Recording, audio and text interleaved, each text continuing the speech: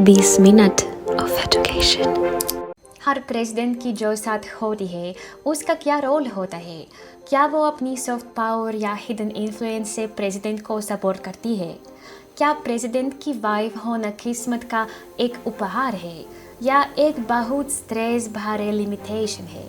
एक पुरानी ट्रेडिशन है कि फर्स्ट लेडी किसी न किसी क्षेत्र में एक्टिविज्म या चैरिटी करती है, जो मुझे थोड़ा सेक्सिस्ट लगता है, क्योंकि ये सिर्फ इसलिए होता है क्योंकि ये ट्रेडिशन या महिलाओं के लिए बना है, ना कि इसलिए कि ये उनका असली इच्छा हो या ये उनका काम हो। चलिए देखते हैं कौन सी फर्स्ट लेडीज़ ने इस ट्रेडिशन को बदला और सच में अपना असली प्रभाव दिखाया और असली काम किया। हम देखते हैं कि अलग अलग देशों में वो सच में क्या कर रही है, कौन सिर्फ ब्यूटी ट्रीटमेंट्स के लिए जाती है और कौन कभी भी प्रेसिडेंशियल कैंपेन से बाहर नहीं हो सकती। शुरू कराने से पहले कृपया इस वीडियो को लाइक करके और सब्सक्राइब करके समर्थन करें। इस एपिसोड में हम कई देशों के एग्जाम्पल्स देखेंगे और चलिए शुरू करते हैं इन एक फर्स्ट वर्ल्ड देश से, वो सपनों का देश जिसे कई लोग चाहते हैं, जो मूवीज़ में दिखता है, United states of America. First lady का टाइटल सबसे पहले यूनाइटेड स्टेट्स में यूज़ किया गया था। देश के पहले दिनों में प्रेसिडेंट की वाइफ के लिए कोई स्पेसिफिक टाइटल नहीं था। काफ़ी पहली फर्स्ट लेडीज़ ने जो चाहा यूज़ अपना टाइटल रखा, जैसे लेडी, मिसेस प्रेसिडेंट या मिसेस प्रेसिडेंट्रेस, कुछ ऐसे फेमिनाइज्ड टाइटल्स जैसे आज हमारे पास है। अगर आपके पास कोई और क्रिएटिव फेमिनाइज्ड वर्जन है प्रेसिडेंट का, तो कमेंट्स में बताइए। आप क्रोनोलॉजिकल तरीके से चलते हैं और शुरू करते हैं पहले यूएस प्रेसिडेंट मार्था वाशिंगटन से, जो अक्सर लेडी वाशिंगटन के नाम से जानी जाती थी। फर्स्ट लेडी का पहला इस्तेमाल एक न्यूज़पेपर आर्टिकल में 1838 में दिखा था, जिसमें ऑथर लिखता है कि मार्था वाशिंगटन अपनी पुरानी लाइफ की आदतों से कभी नहीं बदली, चाहे उनका पति प्रेसिडेंट बन गया।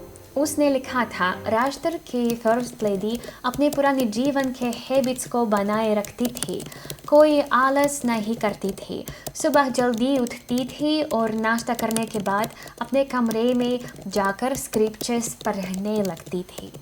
हाँ, ये क्वोट थोड़ा पुराना लगता है और इसका कारण भी है, ये 19th सेंचुरी के पहले हिस्से से है और फर्स्ट लेडी का टर्म भी उसी वक्त के आसपास आया था। एक और अफवाह है कि यूएस के फर्स्ट प्रेसिडेंट जेम्स मैडिसन की वाइफ डॉली मैडिसन को 1849 में उनकी फ्यूनरल स्पीच में फर्स्ट लेडी कहा गया था, जो प्रेसिडेंट ज़ाकरी टेलर ने पढ़कर सुनाई थी। लेकिन इस स्पीच का कोई लिखित रिकॉर्ड नहीं है, इसलिए इस बात का कोई पक्का सबूत नहीं है।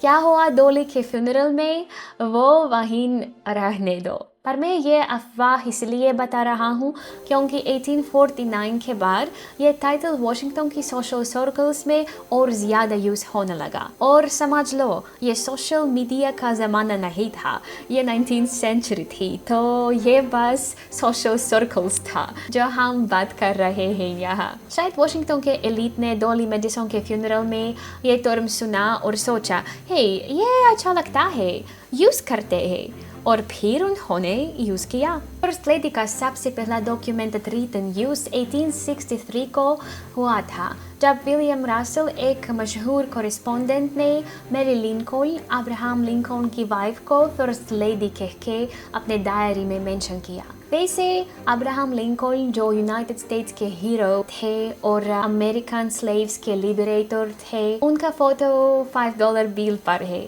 नेशनल लेवल पर फर्स्ट लेडी का टाइटल 1877 के बाद और ज़्यादा कॉमन हो गया, जब जर्नलिस्ट मैरी एम्स ने 19th प्रेसिडेंट रुदरफोर्ड हेइस की वाइफ लूसी हेइस को अपनी इनॉग्रेशन रिपोर्ट में first lady of the nation कहा। लूसी हेइस के काम की रिपोर्ट्स ने इस टाइटल को वॉशिंगटन के बाहर भी पॉपुलर कर दिया। फिर एक मशहूर कॉमेडी प्ले आया जिसका नाम था the first lady of the nation, जिसमें डॉली मैडिसन का किरदार था। इस प्ले की पॉपुलैरिटी ने इस टर्म को और पॉपुलर बनाया। 1930s तक ये टाइटल हर जगह यूज होने लगा।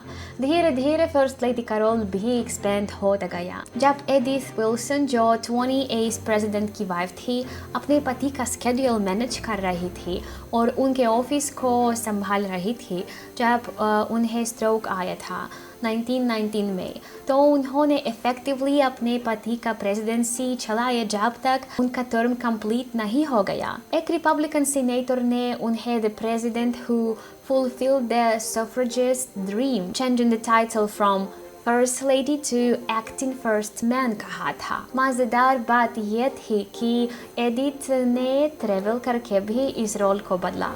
फिर थी एलेनोर रूजवेल्ट, जो थियोडोर रूजवेल्ट की नीस और फ्रैंकलिन रूजवेल्ट की वाइफ थी। फर्स्ट लेडी के रूप में उन्होंने वीमेंस राइट के लिए काफ़ी काम किया। अपने ट्रेवल्स, एक्टिविज्म और ह्यूमन राइट्स काम के जरिए उन्होंने फर्स्ट लेडी के रोल को रिडिफाइन किया और एक नई एनर्जी और एबिलिटीज लाए। 1945 से 1952 तक वो यूएस की डेलीगेट थी यूनाइटेड नेशन जनरल असेंबली में और universal declaration of human rights के ड्राफ्टिंग में इम्पोर्टेंट रोल प्ले किया। जब ये अडॉप्ट हो गया तो असेंबली ने उन्हें स्टैंडिंग ओवेशन दिया। प्रेसिडेंट हैरी ट्रूमन ने बाद में उन्हें first lady of the world कहकर उनके ह्यूमन राइट्स अचीवमेंट्स को रिकॉग्नाइज किया। एलेनोर अपने समय की दुनिया की सबसे इन्फ्लुएंशियल वीमेन में से एक थी।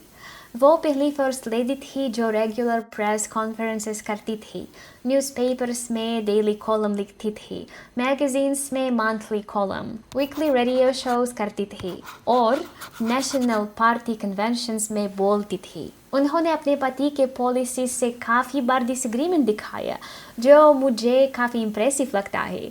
ये दिखाता है कि वो एक कॉन्फिडेंट और अपने बिलीव्स के साथ खादी थी। उन्होंने वीमेन के रोल्स को वर्कफोर्स में एक्सपांड करने की बात की, सिविल राइट्स की बात की, अफ्रीकन अमेरिकन्स, एशियन अमेरिकन्स और वर्ल्ड वॉर II की रेफ्यूजीज के लिए। उनके बायोग्राफर के मुताबिक वो सबसे कंट्रोवर्शियल फर्स्ट लेडी थी यूएस हिस्ट्री की।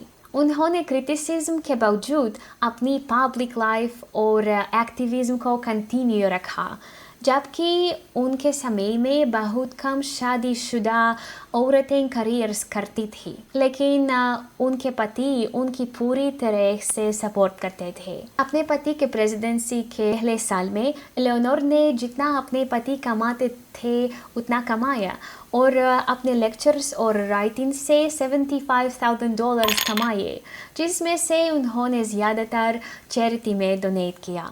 एक मशहूर 1933 न्यूयॉर्कर कैरिकेचर में एक माइनर जो एक अंधेरे टनल में देख रहा है अपने कॉलिग से कहता है, माय गॉड, ये मिसेस रूजवेल्ट आ रही है। ये इसीलिए था क्योंकि वो ग्रेट डिप्रेशन के दौरान आम वर्कर्स से मिलने जाती थी, ताकि वो जाने कि व्हाइट हाउस उनकी मुसीबत पर ध्यान दे रहा है। वो सच में उस वक्त के आदमी की तरह सब कुछ कर रही थे। First half of the 20th century में इक्वालिटी की असली एडवोकेट थी वो।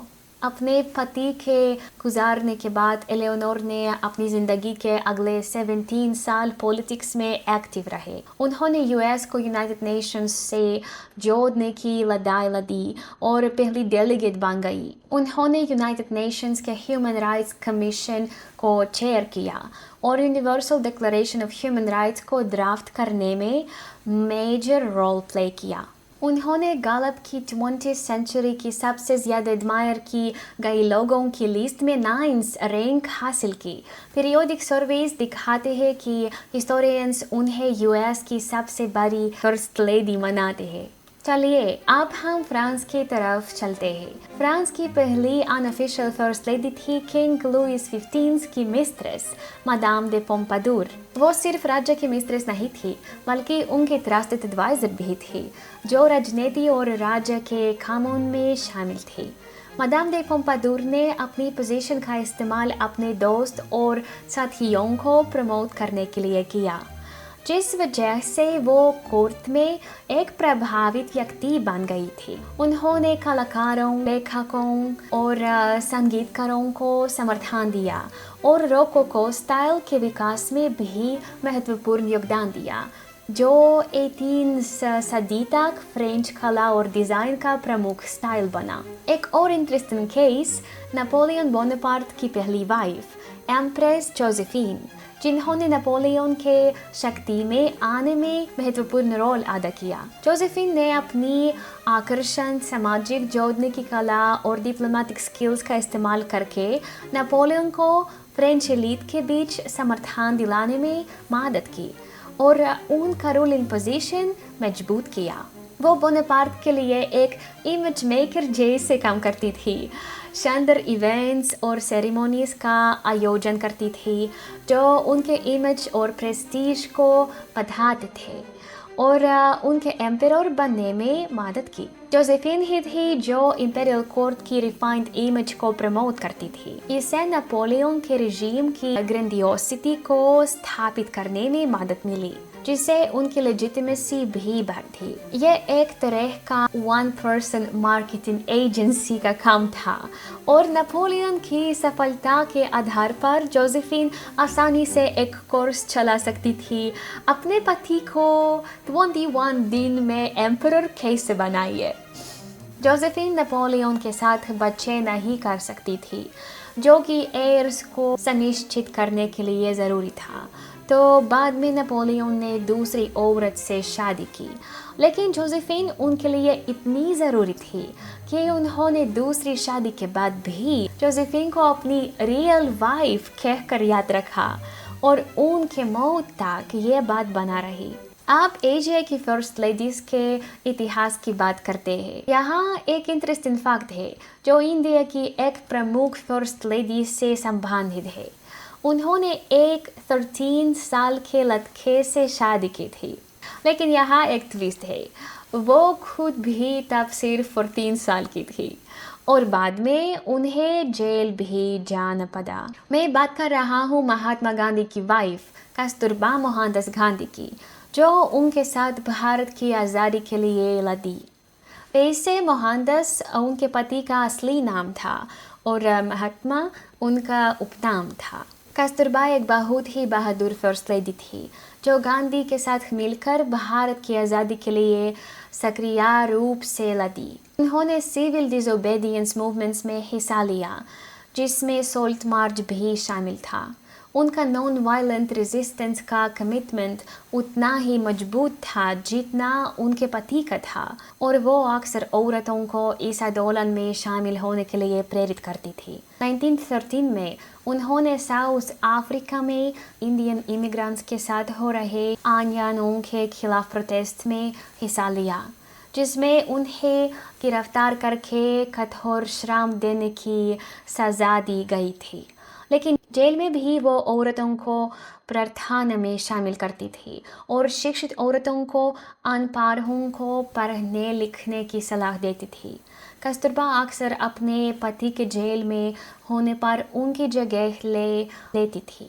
जैसे कि आप देख सकते हैं 20वीं सदी के प्रारंभ में भारत में आज़ादी और न्याय के लिए लड़ रहे लोगों के लिए समय काफ़ी कठिन था। उनके कठिन जीवन के कारण उनकी स्वास्थ्य काफ़ी खराब हो गई थी और एक दफ़ा तो ऐसा हुआ कि कस्तूरबा मौत के काफ़ी करीब थी और महात्मा गांधी ने उनसे माफ़ी मांगकर उनसे वादा किया कि अगर वो मर गई तो वो कभी दूसरी शादी नहीं करेंगे। स्पॉइलर अलर्ट, उनका मौत बाद में हो गया, लेकिन उनका वादा उन समय के लिए सच्चा और सम्मानजनक था।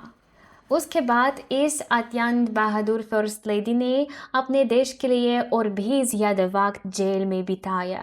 1939 में कस्तूरबा गांधी ने ब्रिटिश शासन के खिलाफ अहिंसा आंदोलनों में हिस्सा लिया, जिसके लिए उन्हें दोबारा गिरफ्तार करके 1 महीने तक सॉलिटरी कन्फाइनमेंट में रखा गया। उनकी स्वास्थ्य और भी खराब हो गई थी, लेकिन उन्होंने अपने देश के लिए लड़ना जारी रखा। आपको बता दूं कि भारत ने 1947 में आज़ादी हासिल की थी। कस्तूरबा के कार्यों को देखते हुए ये औरत काफ़ी मजबूत और विशाल मानसिकता की थी। उनके पति महात्मा गांधी ने उनके बारे में लिखा था, मेरी पुरानी अनुभवों के आधार पर वो बहुत जिद्दी थी। मेरे हर दबाव के बावजूद वो अपने मान की करती थी।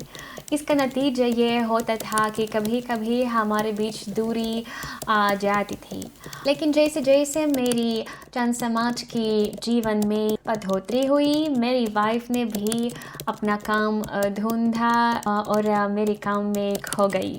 जैसे कि हम देख सकते हैं, कस्तूरबा की रिजिलियंस और शक्ति ने उन्हें भारत की कई औरतों के लिए एक रोल मॉडल बना दिया।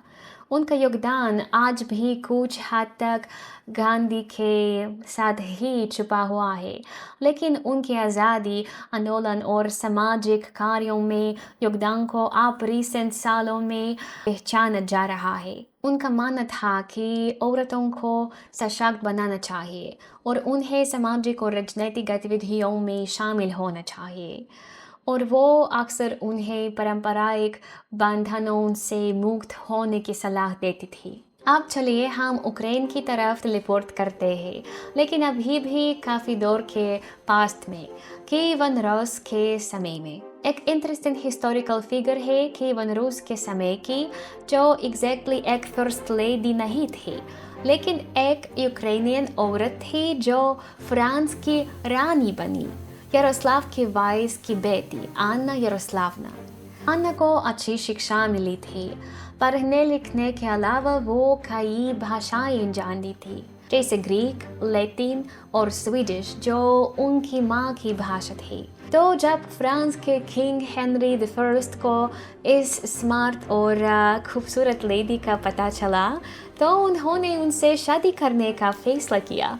कुछ हिस्टोरिकल डॉक्यूमेंट्स में उनका सिग्नेचर आन्ना रेजीना, लैटिन में क्वीन आन्ना के रूप में मिलता है। 17वीं सदी में आन्ना की एक मूर्ति सेंट विंसेंट चैपेल के सामने रखी गई थी, जिसमें वो अपने हाथ में अपनी बनाई हुई चर्च का छोटा मॉडल पकड़ रही थी। उस मूर्ति के पेडेस्टल पर लिखा था on the Kyiv rain the France, जो का मतलब है आन्ना ऑफ कीव फ्रांस की रानी है।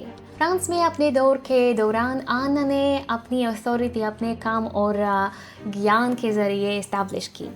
उसने फ्रांस को एक काफ़ी सिग्निफिकेंट दहेज दिया, एक ऐसा दहेज जो फ्रेंच लोगों को कीवन रूस की संस्कृति से रूबरू कराता है। कहानियों में है कि रेम्स गॉस्पेल, जिसमें फ्रेंच राजा अपने ओथ लेते थे, प्रिंसेस आना से जुदा हुआ था। उसने होली सी से भी कॉरेस्पॉन्डेंस की थी। 1059 में पोप निकोलस II का एक मशहूर पत्र था, जिसमें उसकी भक्ति और कैथोलिक चर्च के प्रति उसकी दयालु और उदार रखवाले की तारीफ की गई थी। आन्ना को ज़रूर यारोस्लाव द वाइस की सबसे मशहूर बेटी माना जाता है, क्योंकि उसने क्लियरली ये दिखाया कि कीवन रूस की औरतों का इंटरनेशनल रिलेशंस में भी काफ़ी पॉलिटिकल इन्फ्लुएंस था। आप मॉडर्न फर्स्ट लेडीज़ की बात करें तो अक्सर एक सेकेंडरी रोल उन्होंने खुद से सेटिस्फाइड नहीं किया है। ये महिलाएं अपने प्रेसिडेंट्स पर काफ़ी असर डालती है और देश के जीवन में एक ज़रूरी भूमिका निभाती है। कभी कभी वो राजनीतिक मामले में भी एक्टिव हो जाती है या अपने आप भी राजनीति में उतर आती है। जैसे हिलरी क्लिंटन ने 2 बार प्रेसिडेंट बनने के लिए दावा किया। अर्जेंटीना में 2 फर्स्ट लेडीज इजाबेल पेरोन और क्रिस्टीना फर्नांडिस ने अपने पति की जगह प्रेसिडेंट की सीट संभाली और इजाबेल दुनिया की पहली महिला प्रेसिडेंट बनी थी। तो कैसे फर्स्ट लेडीज की ड्यूटीज ने इवॉल्व की है इन देशों में जिनके बारे में हमने हिस्ट्री में बात की थी। इसके बारे में नेक्स्ट एपिसोड में बात करेंगे। और अब चलिए अपने थॉट्स शेयर करते हैं। कमेंट्स में लिखकर बताइए कि आपको इस एपिसोड की किस फर्स्ट लेडी ने सबसे ज़्यादा प्रभावित किया और क्यों। नमस्ते, मिलते हैं।